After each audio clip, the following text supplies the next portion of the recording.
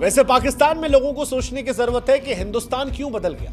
क्यों वो हिंदुस्तान जो वसुधैव कुटुंबकम की बात करता है आज पाकिस्तान को बूंद बूंद पानी के लिए तरसाना चाहता है। क्यों पाकिस्तान को कंगाल करके हम बर्बाद करना चाहते हैं। पाकिस्तानियों को सोचना चाहिए, यही हिंदुस्तान था। कोविड में हमने पाकिस्तान के लिए दवा भिजवाई थी। पाकिस्तान में कोई हमला होता था, हिंदुस्तान उसकी भर्त्सना करता था। जब बच्चों पर वहां पर आतंकवादियों ने हमला किया, हमने भी आंसू बहाए थे। पाकिस्तान को लेकर हमारे पूर्व प्रधानमंत्रियों का रवैया भी अच्छा था। अटल बिहारी वाजपेयी साहब को याद कीजिए, वो पाकिस्तान तक चले गए रिश्ते बचाने के लिए। पाकिस्तान से जाकर कहा कि भाई साहब हमें आपको बेहतर तरीके से रहना है, पड़ोसी नहीं बदले जाते। हमने तमाम कोशिशें की, एक दूसरे के यहां आना जाना जारी रखा।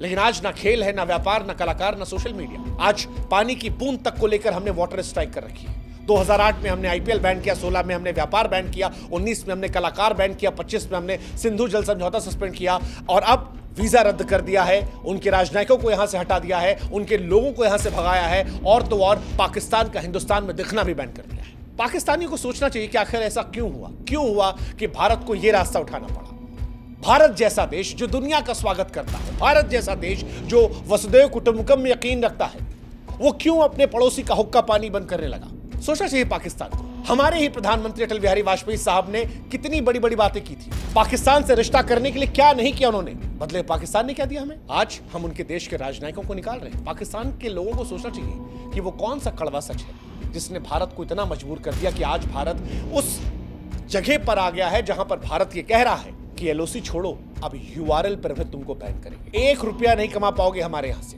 क्योंकि पाकिस्तान में तमाम क्रिकेटर हैं, शब अख्तर, बासित अली, तनवीर अहमद, शाहिद अफरीदी, जो दिन रात इंडिया के इर्द गिर्द वीडियो बनाते हैं। पूरे दिन मैदान पर खेलते थे तो इंडिया को गाली देते थे और उसके बाद यूट्यूब पर प्यारे हिंदुस्तानियों भाई कैसे हैं आप।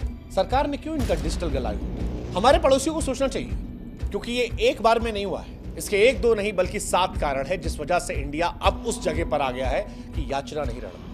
ऐसे नहीं हमने 537 पाकिस्तानियों को यहां से लौटा दिया, 9 डिप्लोमेट्स को लौटा दिया और कहा जो बच्चे हो निकल जाओ वरना जेल में डाल दी जाओगे। क्यों? क्योंकि भारत को पाकिस्तान ने बार बार लहूलुहान किया। 7 घाव, 7 जख्म, 7 बार खून की होलियां पाकिस्तान ने खेली हमारे साथ। शिमला समझौता तो कर लिया, लेकिन पीठ में खंजर घोंपना पाकिस्तान की फितरत है और आज वो 7 कारण हम आपको बताएंगे। साल 1993 मुंबई में बम धमाका होता है। भारत के इतिहास का सबसे बदनसीब दिन था जब पाकिस्तान की सरपरस्ती में पल रहे कायर आतंकवादियों ने मुंबई की धड़कनों को लहूलुहान कर दिया था। 12 भीषण धमाके हुए थे।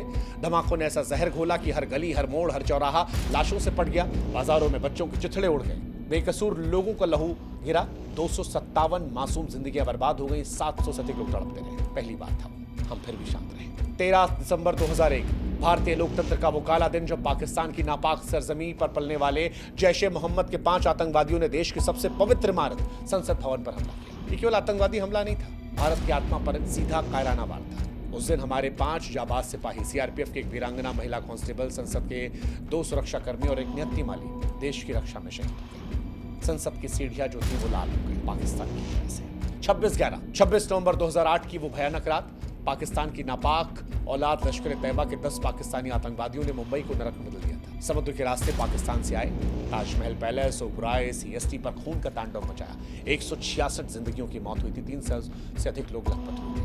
वो हमला नहीं था, पाकिस्तान की जंगली क्रूरता का खुला प्रदर्शन। अजमल कसाब, जिसने मुंह से बताया कि पाकिस्तान की यह साजिश थी, पाकिस्तान ने उसे डिसोन कर दिया। अजमल को फांसी हुई, लेकिन दुनिया जानती हुई पाकिस्तान से आया था।